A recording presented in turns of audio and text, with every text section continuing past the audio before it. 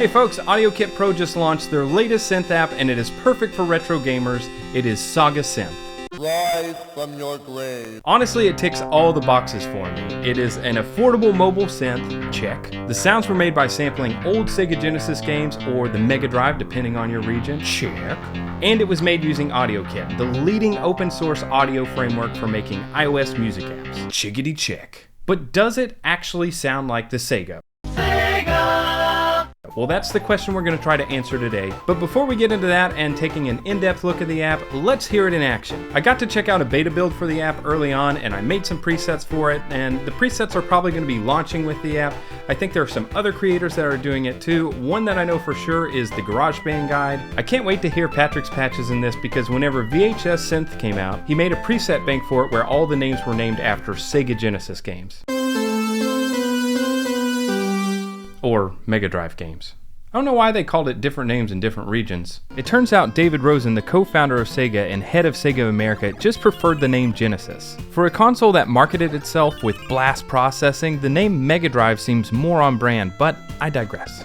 Also, it turns out the name SEGA is short for Service Games because they were making coin-ops for US military bases. Before the Genesis, SEGA had put out 2 consoles and licensed games to third-party consoles like the ColecoVision. Coleco's name also has unexpected origins, the Connecticut Leather Company. Update, I just got a chance to look at everybody's presets, and holy crap, Batman, they're amazing. Each of the preset banks has a different take on the sounds, and it shows how versatile the sounds and effects really are. Here are a few of those presets picked at random so you can hear the range of the app, and then I'll demo some of the presets I created for the app after that.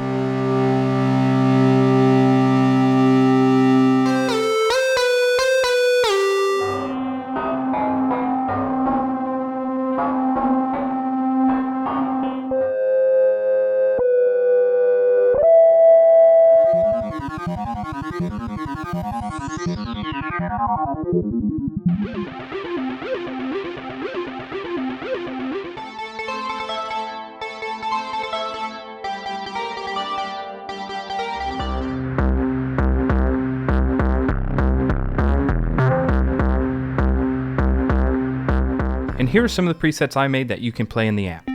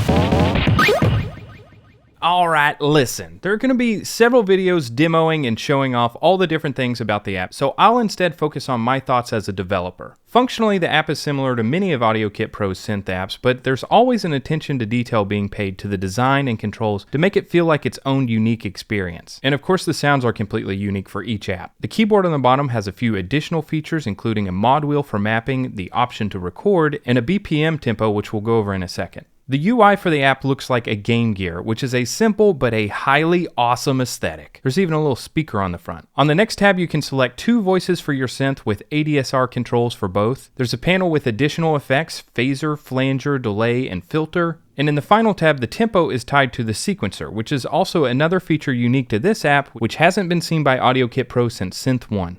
The knobs from the app look similar to the one used in AudioKit Pro's AUV3 Reverb app. Speaking of which, this app also runs in AUV3 mode, so you can use it in your mobile DAW. Mobile DAW!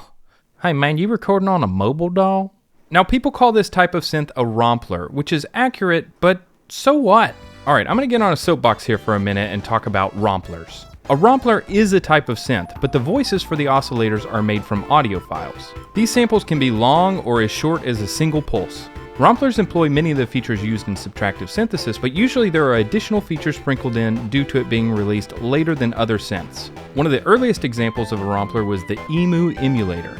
The way specifically that Romplers are made in AudioKit is using a sampler, like Apple Sampler, that is built on top of Apple's AV audio unit sampler. That's the same one that is used in Logic and GarageBand, or the Dun Sampler, that is a custom sampler written from the ground up and uses SFZs. AudioKit Pro started by using the Apple Sampler and switched to Dun Sampler during the production of their ROM Player open source project. I presume the Dun sampler is being used in SAGA Synth to play the instruments, but there's actually a new sampler that's in the works with the AudioKit open source community, and that could be released later this year.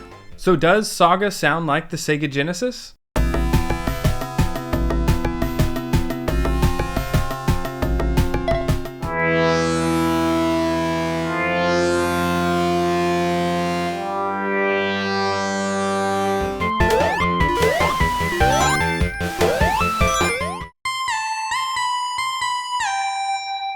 Well, yes and no. The expectation is that the sounds will sound like the Sonic the Hedgehog soundtrack. That's not exactly how this works, because while the YM2612 is a very versatile chip that uses FM synthesis, the instruments for the app are built by tapping into the sound that is coming out of the hardware. So some of the operators that you may have been able to modulate in real time while you were playing on the console, you don't really get those whenever you're playing back the samples because they're baked into the audio file samples. But what you get instead is accessibility and sound design. Now someone could take just the algorithms from the instruments and put those into an FM synthesizer, but good luck with that.